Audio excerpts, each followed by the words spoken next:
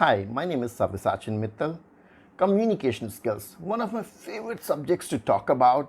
जितना जानने का प्रयास करता हूँ, जितना पढ़ता हूँ, उतनी ही जानकारी बढ़ती है। आप और मैं रोज़मर्रा की लाइफ में पर्सनली, प्रोफेशनली कम्युनिकेट करते हैं। कई माध्यम से कम्युनिकेट करते हैं। हो सकता है आप ऑफिस में प्रेजेंटेशन दे रहे हों, आजकल ऑनलाइन दे रहे होंगे, या फिर फ्रेंड को कॉल करते हैं, मम्मी पापा से बात करते हैं, गर्लफ्रेंड से, बॉयफ्रेंड से, couples they interact amongst themselves, या फ्रेंड से गुफ्तगू एक गॉसिप भी करते हैं। कम्युनिकेशन शुरू करते हैं, मे बी आप फ़ोन कॉल करते हैं, व्हाट्सएप चैट करते हैं, ये सामने वाला व्यक्ति आपसे कोई कॉन्वर्जेशन स्टार्ट करता है, आप उसका जवाब देते हैं। There are different ways in which you communicate. एक बात आपको शुरू में ही क्लियर कर दूं, communication skill is not about your ability to speak fluently, और it is not even about how well you speak in English. क्योंकि बहुत सारे लोगों को ये लगता है कि अगर मेरी अंग्रेज़ी बहुत अच्छी है, मेरी स्पोकन इंग्लिश बहुत अच्छी है, या मेरी फ्लुएंसी ऑफ लैंग्वेज बहुत अच्छी है, ये बहुत बढ़िया वोकैबुलरी, बहुत अच्छे शब्दों की नॉलेज है आपको, you are very good at communication. अब आप सोच कर देखिए, क्या ऐसे वाक्य आपके सामने नहीं आते हैं व्हेन समबडी टेल्स यू धीरे बोलोगे, you speaking too fast, I am sorry मुझे समझ नहीं आ रहा तुम कहना क्या चाह रहे हो, और यू टेल समबडी अरे अपनी ही बोलते रहोगे, मेरी भी सुनोगे, आप मेरी तो बात समझने की कोशिश नहीं कर रहे। और you go out to buy something, you tell that दुकानदार कि भैया मुझे ऐसा ऐसा सामान दिखाइए, वो व्यक्ति बहुत सारी चीज़ें ढेर लगा देता है और आप कहते हैं अरे आपको मेरी चॉइस का अब तक समझ में नहीं आया क्या। Don't you come across these instances? Maybe you have seen such a difference of opinion between your parents, amongst friends, family, or even in office. Somebody gives you this feedback, या आप इस तरह का एक्सप्रेशन सामने वाले के लिए प्रयोग करते हैं। अब आप सोच के देखिए, साधारणतः घर में या बिटवीन फ्रेंड्स, अमंग्स फ्रेंड्स, आप बहुत अंग्रेजी का प्रयोग तो नहीं करते। आप मराठी में, गुजराती में, हिंदी में, या फिर तेलुगु में, जो भी आपकी भाषा है उसमें बात करते हैं। Do you think language really is affecting your communication there? सोच कर देखिए, ये बहुत महत्वपूर्ण सवाल है। Because communication is not only about your proficiency in language. सारे सिनेरियोज को देखें, इट इज लार्जली अबाउट कि आप सामने वाले की बात सुनने का प्रयास कर रहे हैं, कि आप अपनी बात को सही ढंग से बता पा रहे हैं, है कि नहीं। और ये सारा कम्युनिकेशन आप बोल के भी करते हैं, यानी कि टेलीफोन पे हो, आमने सामने हो, ऑनलाइन हो, जूम हो, या कोई माइक्रोसॉफ्ट टीम्स का कोई भी ऑनलाइन प्रोडक्ट हो, या फिर चैट के माध्यम से, ईमेल के माध्यम से। और एक और बात यहाँ पर ध्यान दिला दूँ, आप अगर देखेंगे तो चैट कॉजेज मेजर कम्युनिकेशन, सबसे ज़्यादा नुकसान होता है। लोगों के ब्रेकअप तक हो जाते हैं। कई बार नहीं होता, आपका दोस्त आके बोलता है अरे यार तू गर्लफ्रेंड से चैट कर रहा है, ये कन्फ्यूजन तो हो गई, why don't you pick up a phone and make a call, and then you realize when you start talking कि चैट में कन्फ्यूजन हो गया, आप कहना कुछ चाह रहे थे, सामने वाले ने उसका कुछ और ही मतलब निकाल लिया। So you have to be very very careful. अब मैं आपके लिए सबको ब्रेक डाउन करता हूँ, बिकॉज यू रियलाइज कि ये सारे कम्युनिकेशन लैप्सेस हैं। ये वह चीज़ें हैं जिन्हें सुधारा जा सकता है। और आप साधारणतः देखें तो जीवन में जितने भी प्रॉब्लम्स हैं, majority of them are because of communication failure. आप जरा सोच के देखिए, आप आज टेलीविज़न भी ऑन करते हैं, आप देख रहे हैं, चर्चा हो रही है कि देश भर में ऑक्सीजन की किल्लत हो गई सेकेंड वेव ऑफ महामारी कोरोना के समय में। लेकिन वो सारे डिस्कशन में जब पॉलिटिशियंस, राजनेता, पार्टी के प्रवक्ता टेलीविज़न डिबेट में भाग लेते हैं, तो सारा मुद्दा एक तरफ, और टोटल निचोड़ आपके सामने क्या आता है टेलीविज़न पे, कांग्रेस गलत है या बीजेपी गलत है। आपके सामने भी ऐसी सिचुएशंस आती होंगी पर्सनल प्रोफेशनल लाइफ में, when two of you, may be 2-3 people, you're talking, you're discussing about something, eventually the discussion derails from the subject to individual opinions or your personalities, and then maybe either of you realize and you say अरे let's come back to the subject, आप गलत हैं या मैं सही हूं, ये debate नहीं हो रही है, इस विषय को सही ढंग से कैसे हैंडल करेंगे, let us talk about that. अगर आपको एहसास हो कि आप कम्युनिकेशन को लाइन पे, ट्रैक पे लाने की कोशिश भी करते हैं। नाउ पर्सनल लाइफ में कई बार ये भी होता है कि यार राहुल की बात का बुरा मत मान, तुझे तो पता है ना उसका मिजाज कैसा है, उसका लहजा ही ऐसा है यार, ही डजंट मीन हार्म, उसकी इंटेंशंस गलत नहीं है, जाने दे यार। लेकिन पर्सनल लाइफ में ये चलता है। You are able to accommodate people. Do you think professionally आपके लहजे को देखने, आपके इंटेंशंस के पीछे जाके देखने वाला कोई बैठा है क्या? आप क्लाइंट से बात कर रहे हैं, ऑफिस मैनेजर से बात कर रहे हैं, if you do not use the right words, your tone is not appropriate, वहाँ कौन ही एक्सक्यूज सुनेगा कि यार राहुल का लहजा ही ऐसा है। That means it can have larger connotations. It can affect your relationship, your job, or even your trust with somebody. So it is very very important कि हम जरा सा थोड़ा ब्रेक डाउन करें कि क्या क्या पार्ट्स हैं जहाँ हमें दिक्कतें आ रही हैं। हमें ये तो समझ में आ गया कि कम्युनिकेशन कितना महत्वपूर्ण है, लेकिन अगर हम इसे स्प्लिट करें और देखें कि हमें इंडिविजुअली क्या क्या दिक्कतें आती हैं। हो सकता है मेरी भाषा बहुत अच्छी हो, मेरी वोकैबुलरी बहुत अच्छी हो, लेकिन मेरे लहजे में दिक्कत हो गई है। हो सकता है मैं ध्यान नहीं रखता हूँ उम्र के हिसाब से, डेजिग्नेशन के हिसाब से, या अपनी बातों को सही ढंग से आर्टिकुलेट नहीं कर पाता हूँ। Let me quickly break it down for you. Internet पे तो यूँ बहुत सारे वीडियोज़ हैं कम्युनिकेशन के। आपको फिगर आउट करना है कि आपके अंदर क्या कमज़ोरी है। भाषा की कमज़ोरी है, आर्टिकुलेशन है, या मैनर्स एंड एटिकेट से, या सामने वाले की बात को समझने का प्रयास ही नहीं करते, बड़ी जल्दबाजी में रहते हैं। तो let us quickly break these things down, और उसी से हमें सोल्यूशन भी मिल जाएगा कि क्या क्या समस्याएं हैं, उन समस्याओं के क्या क्या सोल्यूशन है। Real time with examples, let me help you out. तो पहला, what is the purpose for which you want to make a talk. आपका ऑब्जेक्टिव क्या है, आप सामने वाले से क्या बात करना चाहते हैं, क्यों बात करना चाहते हैं। इज इट एजुकेशनल, क्या आप कोई जानकारी दे रहे हैं, कोई इन्फॉर्मेशन शेयर कर रहे हैं, और do you want to narrate a story, कोई आप उसे वाक्य, कोई सिनेरियो बता रहे हैं, अरे मैं घूमने गया तो ऑस्ट्रेलिया, वहाँ पे ऐसा हो गया, या आप अपना इमोशन डिस्क्राइब कर रहे हैं, today was a very bad day for me and I had a very challenging assignment at work. What is that you are talking about. आप जो भी बात कर रहे हैं उससे सामने वाले से क्या उम्मीद रखते हैं। Do you want a response और अ रिएक्शन, क्योंकि वरना ये वही बात हो जाएगी, you don't care what I am talking about. That means you have to ensure आपकी बात को कहने के तरीके में कि सामने वाले को पता चले कि उससे एक्सपेक्टेड क्या है। एक दूसरा, जब आप सामने वाले ने फ़ोन किया है या बात स्टार्ट करी है, तो आप किस ढंग से जवाब देते हैं। That will very well define if you were listening to that person carefully. क्योंकि ये नहीं होना चाहिए कि सामने वाला व्यक्ति आपको बोले, पहले मेरी बात तो सुन ले, तूने सुना भी है मैं क्या कह रहा था।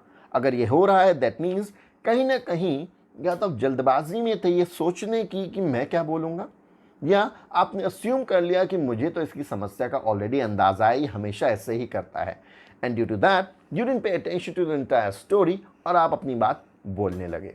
सो this is very important. Take care of your purpose and objective. Listen to people very carefully if you are in a responsive position, or if you are even talking to people for a very long duration of time। उनके हाव भाव से आपको समझना पड़ेगा कि वे आपकी बात से एग्री कर रहे हैं कि नहीं। क्योंकि सोच के देखिए, मे बी एक एग्जाम्पल लेते हैं, आप मकान देखने गए, आपको मकान किराए पे चाहिए था, आपने पूरी बातचीत कर ली, आप घर आए, आपके माता पिता, मे बी योर वाइफ और your girlfriend, they ask you, अरे क्या बात हुई, सब सही है। हाँ, बात तो वो ठीक कर रहा था, लेकिन मुझे कॉन्फिडेंस नहीं आ रहा, मतलब जिस तरह से वो खड़ा था, जितनी जल्दबाजी में वह था, I am not very confident about it. I am not being very evaluative and careful. क्यों? क्योंकि उस व्यक्ति की बातों से आपको एतराज़ नहीं है, लेकिन इसका मतलब आपको उसकी बॉडी लैंग्वेज पर शक है। दैट मीन्स बात करने के समय उसका जो बॉडी मूवमेंट है, जो उसकी रिफ्लेक्सेस हैं, जो उसका हाव भाव है, वह आपको एक कॉन्ट्रडिक्टरी ओपिनियन दे रहा है। So you understand how important can body language be. Identified purpose and objective behind talking. Now you talk also about the body language associated with it. Purpose है, objective है, आप ध्यान से सुन रहे हैं। Now you are talking about body language. That means कहीं आप अपनी बॉडी लैंग्वेज के द्वारा गलत मीनिंग ना कन्वे कर दे। If you fidgeting too much, moving a lot, if there is a lot of hand movement, specially अब पैंडेमिक के समय में when everything is gone online, this is become more important than ever before. आप कैमरे के सामने बात कर रहे हैं, टेलीफोन पे बात कर रहे हैं, आपका माउथ पीस अगर आपके नाक के पास है, you breathing too heavily, it causes disturbance as well as communicates something in contradiction to what you intend to mean. So आपको ध्यान रखना है, आपकी बॉडी लैंग्वेज स्वस्थ होनी चाहिए। Please topic by itself to study. So please इन चीज़ों का ध्यान ज़रूर रखिए। Now comes your audience. आप किससे बात कर रहे हैं? बड़ा है, छोटा है, ऑफिस फ्रेंड है, कॉलीग है, या मे बी आपका पर्सनल बचपन का फ्रेंड है, या गर्लफ्रेंड, या बॉयफ्रेंड, या माता पिता। Whom are you talking to? Accordingly you choose your language. Don't you agree with me? आप बोलते हैं, अरे ड्राइवर गाड़ी निकालना, मम्मी आज कैसा खाना बनाया यार, मज़ा ही नहीं आया। अरे प्लीज़ मेरी बात का बुरा मत मान, मैं ये नहीं कहना चाहता था, प्लीज़ ना मान जाना। Don't use these expressions very often. So please give me leave for tomorrow. I have a lot of work at home. I really need to attend to it. Requesting. आप देखिए तो आप दिन में अलग अलग लोगों से जब बात करते हैं, आपकी टोन भी बदल जाती है।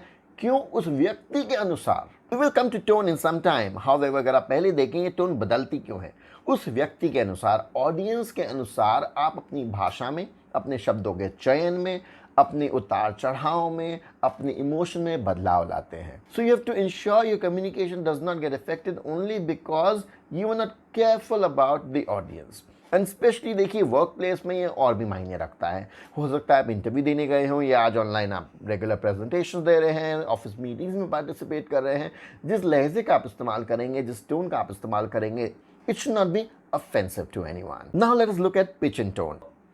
Don't you think at times हम भी लोगों को टोकते हैं, हमें भी टोका गया होगा, अरे थोड़ा धीरे बोलना, कितनी तेज चिल्ला रहा है, can you talk a little softly, अरे मैं यही तो हूँ, इतनी तेज तेज क्यों बोल रहा है, आपकी आवाज़ कितनी तेज है, very important, can it be offensive. या कई बार आप कुछ बोलते हैं, कैफे में बैठे हैं, रेस्टोरेंट में बैठे हैं, 3-4 लोग पलट के देखते हैं एंड यू गेट कॉन्शियस, अरे मैं बहुत तेज बोल रहा था क्या।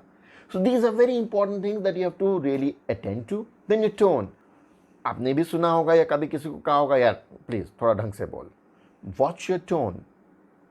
सो you have to be very careful, आप किस तरह से बात कर रहे हैं, आपका लहजा क्या है। Otherwise it will be the same scenario जो मैंने आपको थोड़ी देर पहले बोला, या राहुल का तुझे पता है उसकी बात करने का तरीका ऐसा है, उसका लहजा ऐसा है, but it does not mean harm. लेकिन प्रोफेशनल लाइफ में कौन सुनने बैठा है ये सब, को ध्यान रखना है। When you are in a professional environment, your mannerisms and etiquettes are in place, you definitely respect people, their designation and whom you are talking to and at what occasion. I have a little difference of opinion. Would it be okay if I make a suggestion, please? Look at this again. I don't agree with you. I have a little difference of opinion here. Would it be okay if I make a suggestion, please? अगर आप ध्यान दें तो इस वाक्य में मैंने requesting tone use करी है। I don't agree with you थोड़ा डायरेक्ट हो जाता है. It can be offensive. It can be intimidating. If you also pay attention in this, there's a modulation, there's an intonation. I slightly disagree with you. Would it be okay if I make a suggestion, please? So I'm not just using a little softer tone, but also my pitch is going through up and down. This is called modulation and intonation. आपकी भाषा में उतार चढ़ाव, आप अपनी बात को अभिव्यक्त करते समय कितना ध्यान रखते हैं अपनी लैंग्वेज का, इस उतार चढ़ाव का, requesting tone, direction oriented tone, authoritative, please, इसका आपको बहुत ध्यान रखना है। कई बार आपके सामने होता होगा कि कोई आपको बोलता है, अरे यार एक मिनट जरा शुरू से बता तो कहना क्या चाह रहा है, लेकिन ये तो पता पहले क्या हुआ था। अगर आप इस फ्रेंड के साथ to whom you were narrating a story, you go to meet a third person, another friend, तो ये व्यक्ति कई बार आपको रोक नहीं देता, अरे तू रुक यार मैं बताता हूँ, अरे यार ये बहुत लंबी बात बताएगा, let me tell you straight. तो अगर आप देखिए क्या हो रहा है, ये आपकी स्टोरी है, आपकी कहानी है, maybe you don't know how to articulate it well, कि आप खिचड़ी बना देते हैं बात करते समय और आपकी बात कोई समझ नहीं पाता। Do you go through those instances जब बाद में आप खुद सोचते हैं, यार मैं थोड़ा ढंग से बोलता ना, उसे मेरी बात समझ में आ जाती, यार मैं एक बार और रिक्वेस्ट करता हूँ, maybe I will be able to explain better. अगर इन सिचुएशन से आप गुजर रहे हैं तो समझिए बहुत समय प्रॉब्लम लैंग्वेज का नहीं है, प्रॉब्लम शब्दों का नहीं है, प्रॉब्लम कॉन्फिडेंस का नहीं है, प्रॉब्लम शिष्टाचार, मैनरिज्म्स, एटिकेट्स और टोन का नहीं है। Problem is you were not able to sequence, you were not very coherent in your speech. आप अपनी बात को एक ऑर्डरली, एक क्रोनोलॉजिकली नहीं बता पा रहे हैं, क्या हुई तो पहले क्या हुआ, उसके बाद क्या हुआ, और थर्ड लेवल पे क्या हुआ।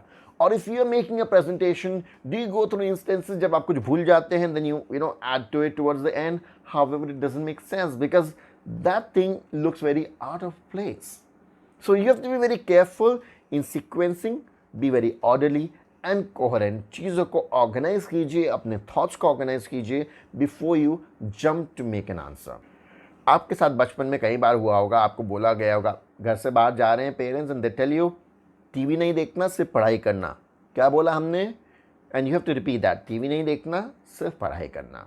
और if you making a presentation towards the end, you summarise, you capitalise what you have spoken about. So what you're doing is you're rephrasing, paraphrasing to ensure that the person, the listener, the audience, the viewer is able to understand what you're talking about. You're trying to find conformity. You're trying to get a feedback that do they agree with what I'm saying, और if you are making a presentation at times, लोगों की body language, उनका eye contact, उनकी dullness, उनकी energy देख के आपको अंदाज़ा लग जाता है दैट या तो वे आपकी बात से सहमत नहीं है या उन्हें इंटरेस्ट नहीं आ रहा, एंड यू चेंज अकॉर्डिंगली।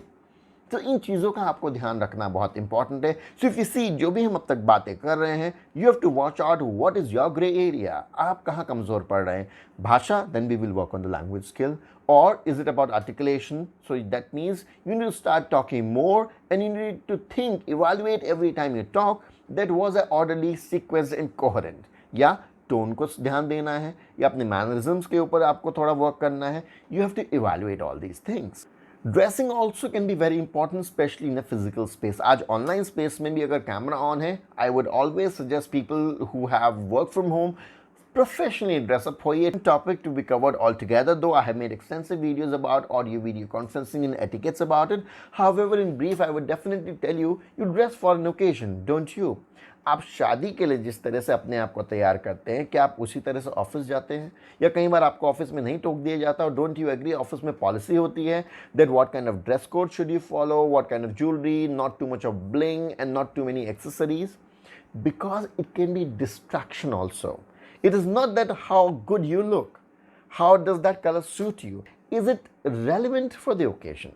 क्या इस occasion के लिए सही है? So be very careful. कहीं ऐसा ना हो कि आप सब चीज़ें सही कर रहे थे in proper, just because of dressing somebody takes you. Otherwise देखा कितना शो ऑफ करने आया है, देखा उसको समझ नहीं आ रहा है कितना नाजुक मोमेंट है, and this person has dressed up so nicely and so heavily. So be very careful. Only because of dressing, your communication should not be taken otherwise. आपने बात सब सही करी, लेकिन सामने वाले के जहन में इंप्रेशन ये रह गया कि आपकी ड्रेसिंग बहुत लाउड थी. So very careful about it. Thing that you have been thinking about, I know बहुत सारे लोगों को लैंग्वेज में भी दिक्कत होती है. However, I am again repeating it for you. Language में आप बहुत अच्छी प्रोफिशिएंसी हासिल भी कर लें, लेकिन ये सारे पॉइंट्स को ध्यान में नहीं रखा तो भी आपका कम्युनिकेशन मार खा जाएगा. लैंग्वेज में किन चीज़ों पे ध्यान रखना है? Do you have to go through a spoken English course? बहुत अच्छी फ्लुएंसी चाहिए, एक्स्ट्रा ऑर्डिनरी वोकैबुलरी चाहिए for communication to be effective? Not really. समझ के चलिए कि आप जिस व्यक्ति से बात कर रहे हैं वो भी आपके स्तर पे ही होगा, आपके लेवल पे होगा, या अगर उसे बहुत अच्छी अंग्रेजी आती भी है. Nobody in professional life at least is trying to जज ईच अदर. पर्सनल लाइफ में लोग ताना दे सकते हैं, जजमेंट ले सकते हैं. प्रोफेशनल लाइफ में लोग बहुत मैच्योर होते हैं, समझदार होते हैं. वो आपको इवैल्यूएट करने, आपके ऊपर कमेंट करने, आपके ऊपर कोई ओपिनियन बनाने नहीं बैठे हैं. In a professional life, say if you're talking to a person sitting in Europe or US, they're not evaluating how good an Indian is in English. What they're only interested in is, are you able to communicate the update of the office? आप अपने project के बारे में सही ढंग से सूचना दे पा रहे हैं क्या? That's their interest area. So now in language what you need more than a lot of fluency or extraordinary words is grammatically correct होनी चाहिए. Definitely yes. ऐसा ना हो आप बता रहे हैं that something has happened and it ends up being communicated that this situation is still happening. एक कोई घटना जो पास्ट टेंस में हो चुकी है, प्रोजेक्ट खत्म हो चुका है, कहीं ऐसा ना करने कर बैठे कि वह अभी भी चल रहा है. So grammar is very important. Vocabulary में you don't need hi-fi vocabulary. What you need is keywords. Listen to this very carefully. Copies, documented, all of you, now, then, soon, action, strategy. ये वह keywords हैं which catch attention of the listener. They get their attention towards actionables. That means copies. All of you, it is for everybody. So emphasize on keywords which are very important in your communication. That will ensure your audience, your listener understands what you actually are trying to suggest and what is expected of or expected from that person. और सही शब्दों का चयन. ये वह scenario ना repeat हो जाए when maybe your girlfriend or your boyfriend tells you, यार कम से कम सही तरह से बोला तो कर. You end up saying sorry and you always keep saying I'm sorry, I take my words back, I didn't mean to hurt you. That means आपने कोई अतिशयोक्ति कर दी शब्दों में, कोई ऐसे तीखे शब्द बोल दिए, बहुत ज़्यादा एग्जैजरेटेड भाषा में आपने बात कर दी जिसकी आवश्यकता नहीं थी. So be very brief, very short and watch your tongue and the right choice of words that you use for the occasion. Culture according to me is very important part. बहुत समय आपको नहीं सुनने और देखने को मिलेगा कि कल्चर की क्या भूमिका हो सकती है। आप देखिए, समझिए आप किसी से बात कर रहे हैं, आपने बोला यार यहाँ तो सब राम भरोसे चलता है, उसे नहीं पता राम भरोसे क्या होता है। अब साधारणतः ज़्यादातर लोगों को, specially if you come from north India, you would know Ram भरोसे मीन्स चलता है जी, किसी को नहीं पता। सिस्टमलेसनेस इज कॉल्ड राम भरोसे। या आपने कहा अरे आगरा से आया है क्या, और if you go towards Maharashtra, if somebody says अरे मेरे को अलीबाग से आया है, समझा है क्या, if you see what it means, that means मुझे पागल समझा है क्या, मुझे बेवकूफ़ समझा है क्या। लेकिन ये कॉन्टेक्स्ट आप जरा तमिलियन के साथ, एक केरलाइट के साथ यूज़ कीजिए, they may not get the idea because it's a very cultural reference. आप एक पर्टिकुलर भाव को अभिव्यक्त कर रहे हैं जो वहाँ का व्यक्ति ही समझ पाएगा। So be very careful when you using such references because these are very culturally associated. कहीं इसका कोई गलत मतलब ना निकाल ले, ऑफेंसिव ना ले ले। If somebody even tries to Google लेकिन उसे उसकी संदर्भ नहीं मालूम है तो वह समझेगा अरे यार मतलब राम भरोसे यार, he is always talking very religiously. अरे आगरा से यार, he is talking something about Agra, I don't know what is about Agra, I am not from Agra. So do not end up confusing people. Do not end up giving them a wrong message by use of cultural reference which they are not familiar with. So overall अगर आप देखें, so what you need is good language proficiency, definitely yes. And in language proficiency you do not need a lot of fluency in spoken English programs. What you need is keywords. Yes, now, then, copies, student. Careful about your tone. कोई आपकी बात का गलत मतलब सिर्फ इसलिए ना निकाल ले कि आप जोर से बोल रहे थे या तीखे स्वर में बोल रहे थे। Your voice modulation, if you're requesting, if you're communicating, if you're pleasing, if you're being sorry. Don't people tell you, do you really mean sorry? तुम्हारी बात से तो नहीं लग रहा है। So choice of words, or tone makes a lot of difference. कहीं ऐसा तो नहीं हो रहा है, your body language is giving it away. And are you listening to people carefully before you start responding to them? So be very careful about all these aspects which will eventually make your communication very effective. Maybe you're making a presentation, a debate, a speech, a telephonic talk, an interview you are appearing for, the way you sit there, or even chatting online. All of these aspects are very very important for you. अपने communication को effective बनाने के लिए इन सब चीज़ों में से देखिए आप कहाँ कमज़ोर पड़ रहे हैं, उसके ऊपर काम कीजिए। It is not that difficult, it is a skill after all. You can acquire it by practice. Evaluate yourself, be very careful, be very conscious when you're talking to people, and slowly and sprucely you will be able to master this art. Take good care of yourself. I'm very confident you will be able to learn it. After all, it is communication जो आप और मैं रोज करते हैं, not a rocket science. Communication is very important. You would agree with me in every sphere of life, especially professionally. आप कई बार देखते हैं people take an edge or a scoop over you just because they have good communication skills. सिर्फ technical skills से आज सब कुछ नहीं होता. You don't get a second chance always.